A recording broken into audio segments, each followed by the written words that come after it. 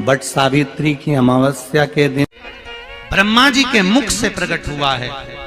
सौभाग्यवती नारियां अखंड सौभाग्य के लिए बट सावित्री का व्रत आप लोग करते होंगे, कई लोग अखंड सौभाग्य के लिए करेंगे, क्योंकि इस बट के पेड़ के नीचे भगवान विष्णु शंकर जी से विनती करे थे वर के लिए, इसलिए अखंड सौभाग्य का देने वाला जिसका प्रॉपर्टी का झगड़ा चल रहा हो, अदालत में कोई केस चल रहा हो, किसी भी चीज का केस, अदालत में अगर किसी भी चीज की अगर केस चल रहा है तो बड़ के पत्ते के ऊपर बालू मिट्टी का शिवलिंग बना, बालू रेत का, बड़ के पेड़ के नीचे ही उसकी पूजन करें, उस पे 3 चम्मच दही चढ़ा दें, अपनी मनोकामना कर कर दही चढ़ाकर उस दही को चम्मच में वापस लेकर आ जाए, शंकर जी की पूजन कर कर उसको विसर्जन करें। वो दही जो लेकर आए, जब अदालत कार्रवाई हो और आप केस के लिए अदालत में जाएं, उसको चंदन में मिलाकर तिलक कर कर जाइए, आपका काम विजय प्राप्त होगी, काम फतेह हो जाएगा। बटकेश्वर महादेव का स्मरण करने से कार्य की सिद्धि होती है। जिस बच्चे का एग्जाम में पास नहीं हो रहा हो, अच्छे नंबर नहीं आ रहे हो, वो भी इस दही का तिलक लगाकर जा सकता है। बटकेश्वर ऐसे भगवान शिव विराजमान हैं।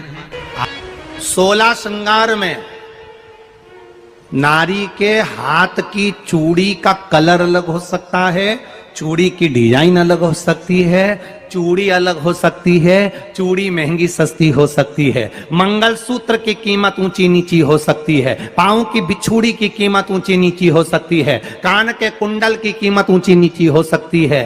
तुम्हारे शरीर पर जितने जितने 16 श्रृंगार हैं उसकी कीमत ऊंची नीची हो सकती है। केवल मंगलसूत्र की डिजाइन बदल सकती है, नाक की लौंग की डिजाइन बदल सकती है, कान के बुंदे की डिजाइन बदल सकती है, हाथ की चूड़ी की डिजाइन बदल सकती है, पांव की पायल की डिजाइन बदल सकती है।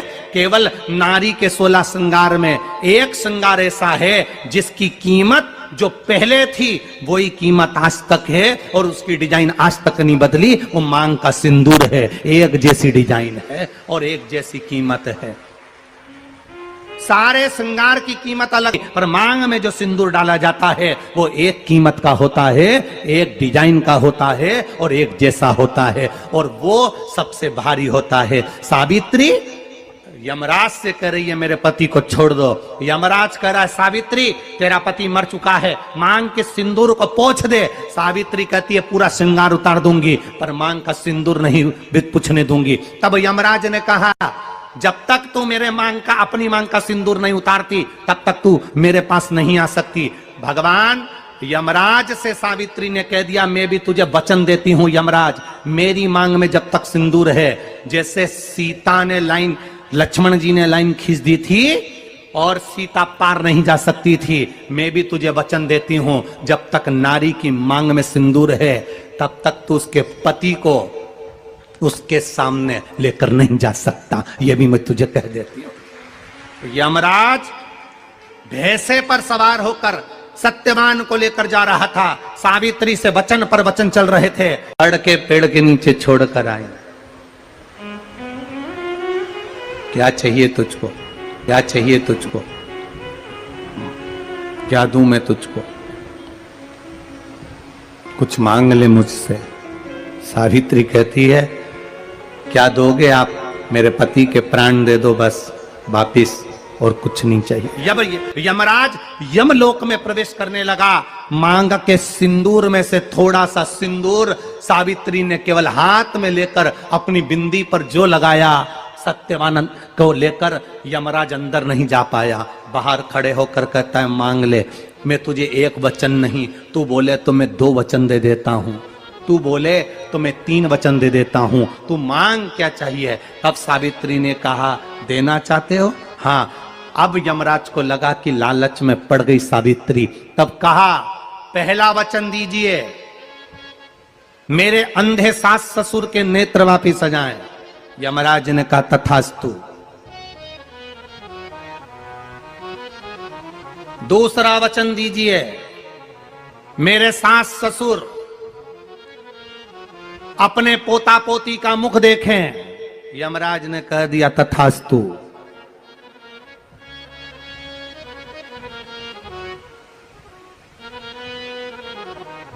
जाओ।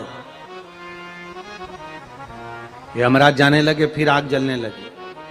कहने लगे अब मैं अंदर क्यों नहीं जा पा रहा हूं।